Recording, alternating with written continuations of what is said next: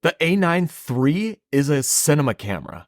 So I just got back from a trip to Alaska, and I had the opportunity to take an A9 III and a 300mm 2.8 to go on this adventure. Now, back when Sony released the A9 III, I was in New York for the launch, and I got to play with the camera for about 24 hours. And from that experience, I knew that this was a camera that I might be interested in. So last week, I had the opportunity to take the A9 III for a little bit longer. So I had this camera for over a week, and I decided to jump on a plane and fly up to Alaska to meet up with my buddy Jake Sloan. Now, we had 3 days in Alaska, and we went through and shot a ton of footage. And right now, I'm currently editing a behind the scenes from this entire trip. And in that video, I'm going to dive deep into all of the different features and everything that makes this camera unique. However, when you notice the marketing for the A9 III, it's really being marketed as a photography camera. However, this is definitely a cinema camera. It has a global shutter. It has 4K up to 120 frames per second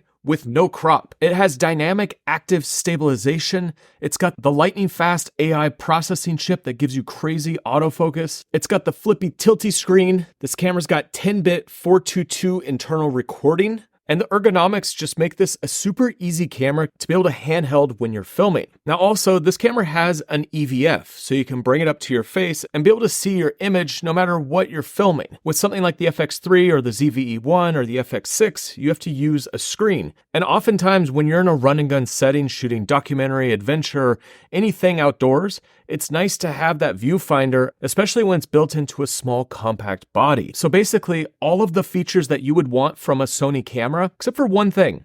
It does not have a dual native ISO. So your native ISO on this camera is 2000. However, I noticed that there was not as much processing going on when you get into the higher ISOs, and I thought that the colors and the image looked pretty good even when you're pushing to the highest ISOs of 25,600. And now instead of just talking about specs, let me just show you a bunch of footage that I shot when I was up in Alaska so you could see how this camera performs and why I think this is such a good camera for video.